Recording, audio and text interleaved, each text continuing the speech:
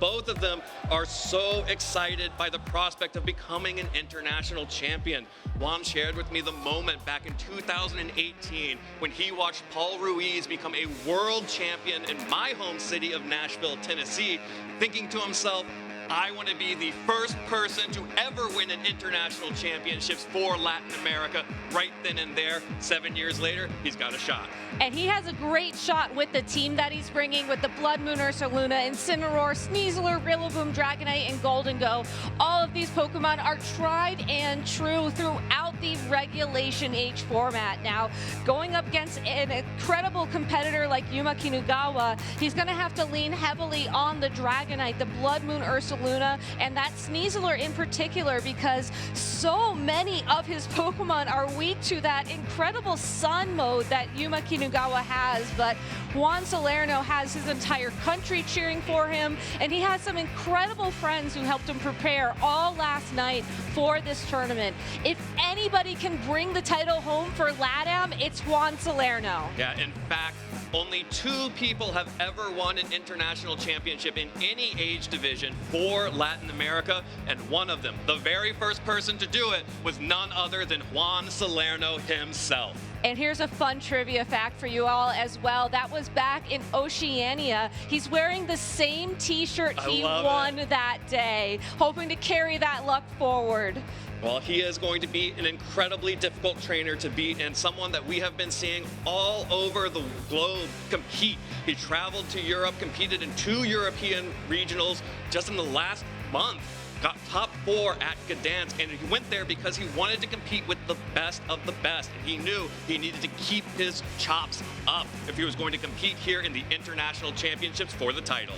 It's incredible that you mentioned that, because our other finalist, Yuma Kinugawa, has also been on an international quest, not just to become the next international champion, but to become the next world champion, competing just last week in Las Vegas at a regionals championship, and I think planning his trip across the globe to prepare for Worlds this upcoming summer. Yeah, absolutely. Yuma Kinugawa told me that his goal this season is to win the World Championships, and he is the 2025 Japanese national champion, and he told me it feels unreal to be here in the finals of the international championships in the same calendar year as the time he became the Japanese national champion. But he also told us he was inspired by the words of one of his friends who told him and wrote out there on a blog post that shared with the Japanese community that if you truly want to win, you have to be willing to put in the time and the effort and face uncomfortable choices. And that is exactly what Kinugawa has been doing all season long, and it has gotten him here in the finals. And with an incredibly built team, perfect for the meta game this weekend. We've seen this Whimsicott with the Prankster ability and Sunny Day change the tides of the match time and time again, allowing the Hisuian Typhlosion to go on the offense with some incredibly powerful eruptions. But in this matchup against Juan Salerno, even though the Typhlosion is an incredibly scary Pokemon for a majority of his team, I think it's actually going to be the Ursaluna Blood Moon that is going to be the scariest Pokemon for Yuma Kinugawa to yield. Blood Moon, Life Orb, Terra type of normal. If you get all 3 of those lined up together, Juan's Pokemon are going to be knocked out in almost a single hit. We saw just how much damage it did throughout the tournament yesterday. Yuma Kinugawa has to prioritize landing those big hits early and fast and just not give Juan time to adapt, because when Juan is given time to adapt, he finds ways to succeed. Absolutely. This is a competitor and a player who is absolutely able to adapt on the fly, and that is exactly what this balanced team that Juan is running excels at. It can always find itself in a good position or come back from a bad one just by punishing a single mistake, a positioning mistake by the opponent, and then rearranging your Pokemon so you get right there in the driver's seat. And here we go, turn 1, game 1, Masters Finals here in Latin America. Juan Salerno on the bottom of your screen and Yuma Kinugawa on the top. And there is the Incineroar and Ursaluna Blood Moon for Yuma, and the Ursaluna Blood Moon and Dragonite for Juan. And we already have the 2 Ursaluna Blood Moons staring each other down now. Yuma Kinugawa's Ursaluna Blood Moon, again, Life Orb, Terra type of normal. It's going to be dealing so much damage compared to the opposing one, but I'm very curious about how they're about to match up. Yeah, both of these Pokemon on the field, we know that these Pokemon have the same speed type stat. That means that there will be a coin flip to decide which of those Pokemon will move first. That's why you can see that Juan and Yuma are switching their Pokemon art here to reposition and gain an upper hand. Rillaboom out on the field now, and Kinugawa will be bringing in the Whimsicott. With that Protect and Whimsicott alongside of the Ursaluna, there is a possibility for Yuma Kinugawa to take control of the speed. And that will be completely negated by the fact that Juan has brought a fake out user onto the field alongside of his Ursaluna. The Whimsicott on Yuma Kinugawa's side of the field does not hold a Covert Cloak. It's going to be a Babbery Berry, which means it will be able to be flinched, which means Tailwind can be stopped. And now also that the grassy terrain is set up on the field, we see that Juan Salerno brought his own Sneasler in the back.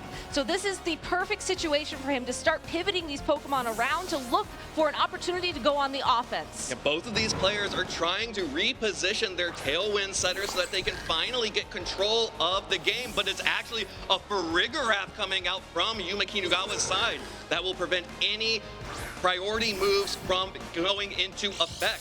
And the Ursaluna will switch out from Juan for the Sneasler, activate that Grassy Seed to boost its defense, but more importantly, activate the Unburden, so it will now be the fastest thing in the game. And here it comes. That's a big Terrestrialization. The Kinugawa special Terra Normal on the Ursaluna Blood Moon. And if this is a Blood Moon being used by this Ursaluna, one of these Pokemon is probably going down. Yeah, no fake out, not with the Giraffe on the field. Unfortunately for you. There it is. Blood Moon rising, targeting down that Rillaboom. Oh, the Sneasler on the switch, and it goes down immediately. That is the biggest threat offensively and speed-wise on Juan Salerno's team, and a pull has been poked through immediately by Kinugawa. That close combat Sneasler had would have threatened the Incineroar and that Ursaluna Blood Moon immensely, but now it is gone. Juan does have the opportunity to bring his own Ursaluna Blood Moon back out onto the field, and there is no second turn of Blood Moon. You have to wait one more turn, but still, you can still take so much damage from a Hyper Voice here. Juan Salerno has to find the opportunity to get some momentum back. Kinugawa has had the Farigiraf do exactly what it needed to do. It blocked a singular fake out and allowed him to take a KO. So now the Incineroar will switch in to limit the offensive power of the Rillaboom on Juan Salerno's side. And just a nice little passive turn here. Kinugawa going for the Protect. Exactly. With the Intimidate and with the loss of the ground typing on the opposing Ursaluna, Woodhammer would not have knocked out anyways, but why not keep full health if you can? Yeah, and also the Earth Power into the Protect. Kinugawa gets both attacks whipped into the Protect on that Ursaluna. Yuma Kinugawa just very calm and collected. It seems like he's been reading Juan Salerno like a book. One step ahead, has Blood Moon available to him once again. The big question is, will he be able to land it against Juan's own Blood Moon Ursaluna, which is the big offensive threat remaining on the opposing side of the field? Juan could switch his Ursaluna out, but that's going to be such a huge cost to pay. All right, the fake out connects onto Rillaboom on Juan Salerno's side, and the Blood Moon Ursaluna for Kinugawa will go first. There's the Blood Moon into Rillaboom, and you know when the Blood Moon rises, a Pokemon falls. So Yuma Kinugawa getting the speed tie that turn, but this does mean that Juan Salerno's own Ursaluna is firing off its own Blood Moon. Oh, but it just barely fails to pick up the KO, and that is the difference between the Life Orb and the Leftovers right there, folks. It's also that normal type terrestrialization as well. Juan Salerno opting to just invest a little bit more in bulk, which in your average matchup is very consistent, but Yuma Kinugawa's team is just so oppressive in its offense. I just can't believe this Pokemon is still on the field. The Ursaluna Blood Moon has been there from turn one, just punching holes into Juan's team. Juan does have the opportunity now to try and set up some speed control on the field, but now there's Whimsicott here to match it. Yeah, Whimsicott will be totally able to set a tailwind of its own. But there's the scale shot into the Whimsicott, the fairy typing blocking all damage from that Dragonite. And in fact, that Dragonite cannot touch Whimsicott. Exactly. I think Juan making a very smart call there, knowing that speed control would not necessarily bail him out of this position, hoping to catch that Incineroar by surprise. Unfortunately, though, Whimsicott more than happy to take an Earth Power, definitely happy to take a Scale Shot, and now with its access to Prankster Tailwind or maybe even Prankster Encore in this situation, Yuma Kinugawa should have the ability to once again go for one of those critical Blood Moons if that is what he chooses. Yeah, and Juan right now really needs to be thinking about what went wrong in this first game if he's going to force a third 3-game set here in our international championships, because things have just gone horribly wrong, starting from the moment that Farigiraf switched in to block that fake out.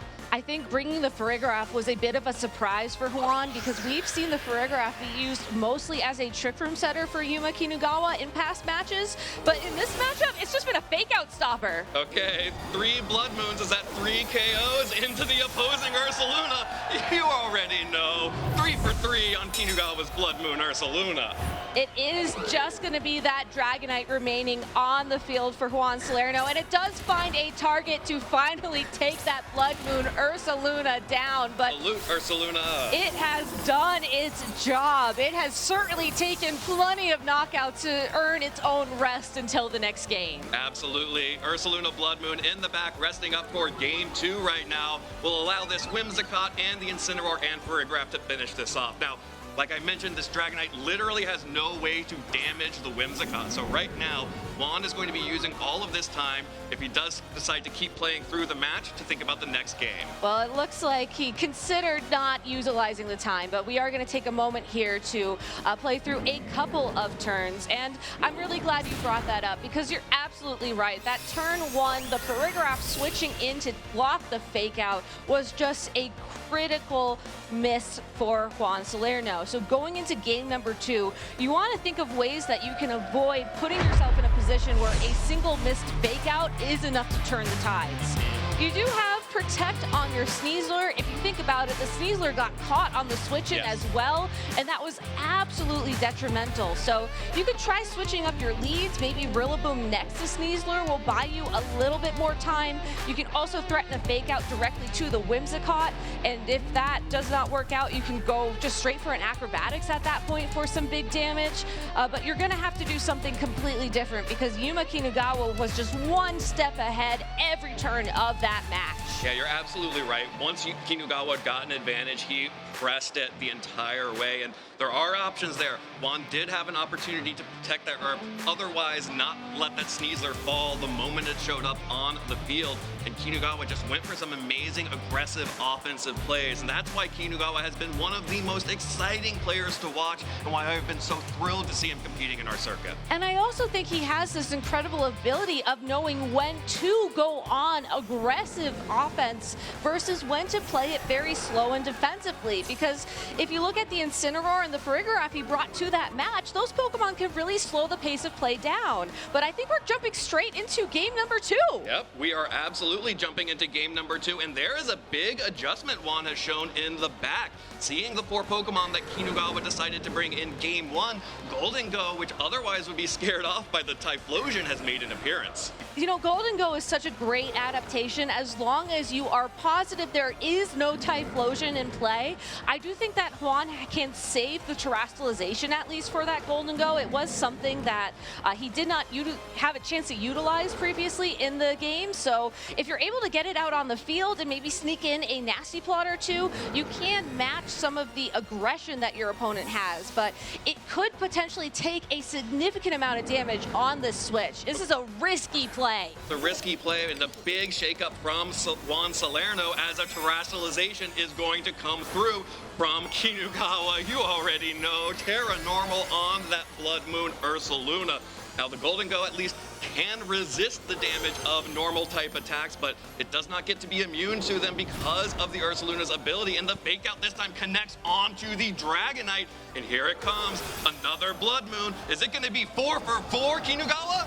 All right, it's actually going to connect with that Golden Go, but it brings it down into the red. No way, that's so much damage. Golden Go just barely hanging on there, but the Golden Go has gotten in, and it is fully capable of threatening big damage back itself.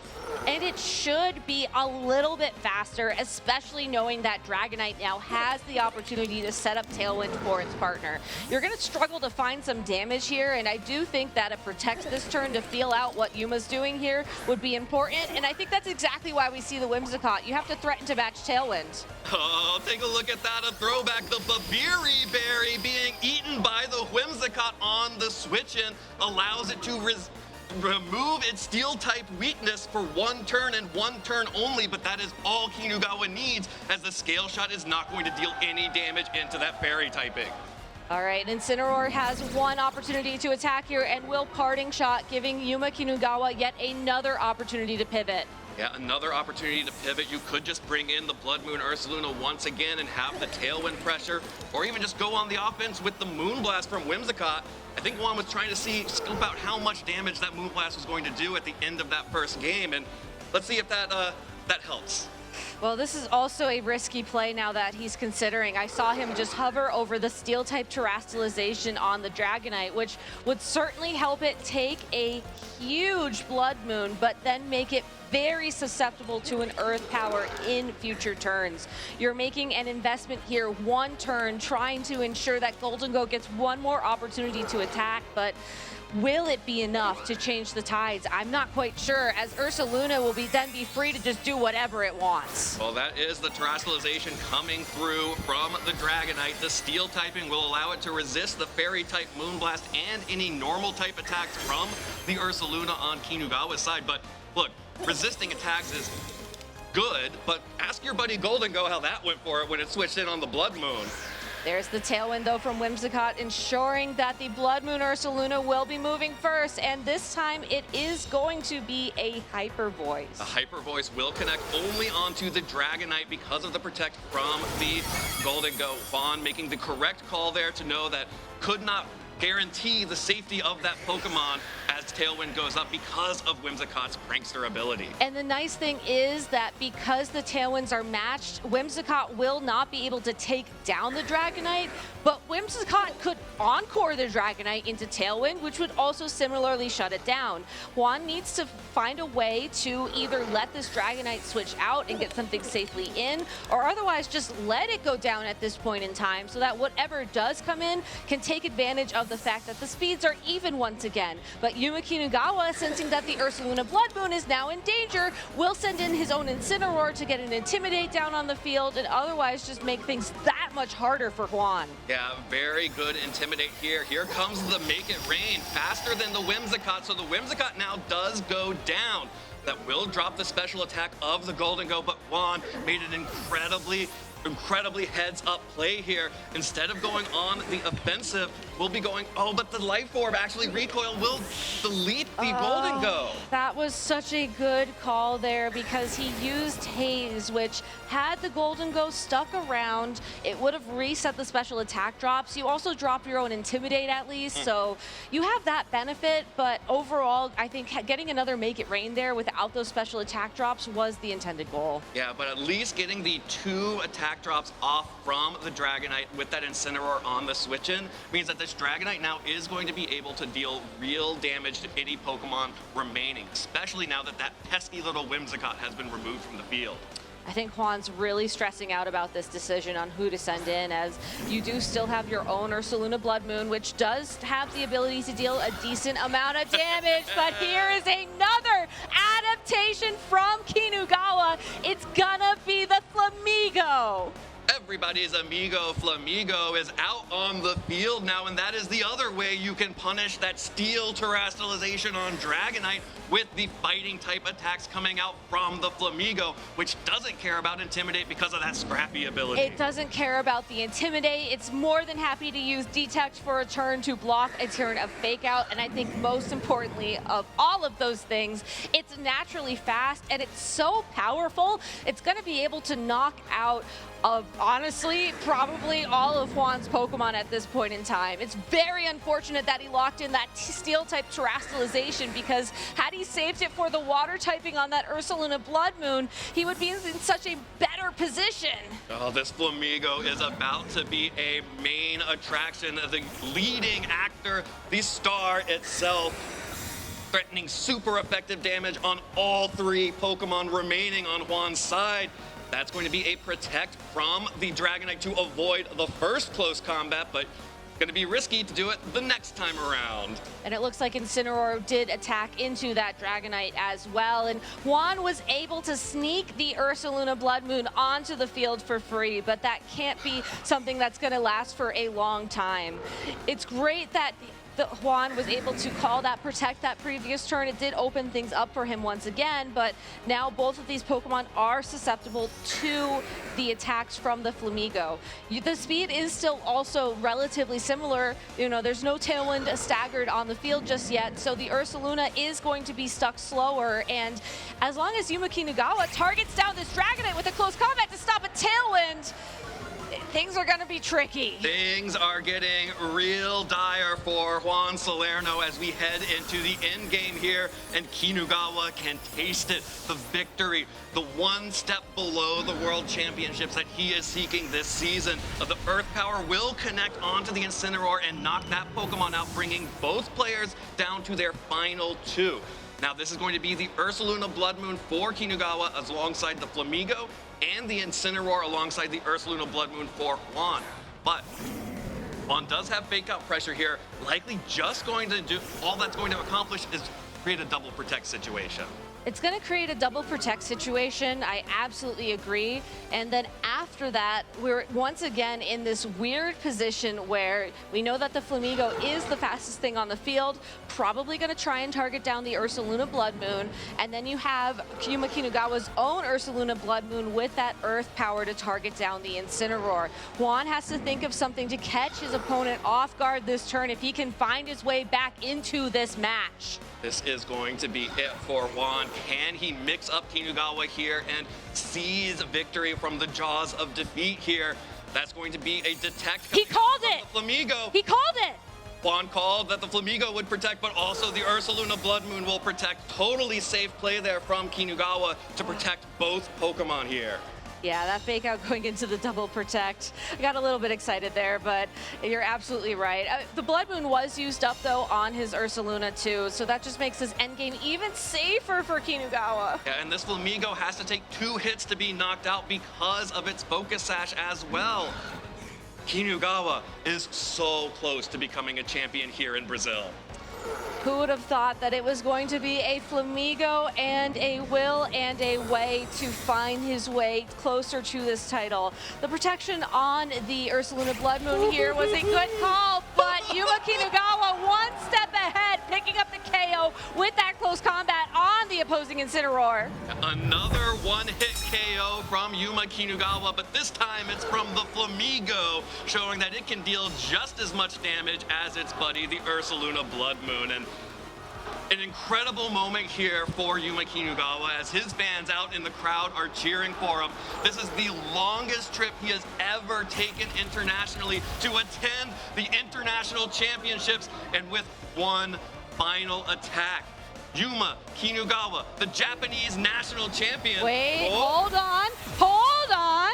Okay. We'll be able to take down the Ursaluna Blood Moon first. There is that one pesky speed tie here. And honestly, you know, I think that Juan Salerno does have to take a little bit of credit for that, because that Pokemon really was the key to Yuma Kinugawa's win conditions here. And I guess if you wanted to try and bring this game a little bit longer, you could consider, if your opponent used enough PP ups on their Flamigo to max it out to the full 8. You could try and stall out the close combat. So it looks like Juan is searching for that out, and you have to respect it. When you have your entire country, your entire continent cheering for you, you take every single out you can. Absolutely. That is now 3 close combats used by, or 4 actually, because 1 went into the protect. So 4 close combats used by the Flamigo. If it's possible, there would be another, but no. Gets the KO and that's going to be Yuma Kinugawa as your Latin American International Champion, traveling all the way from Japan, competing globally in the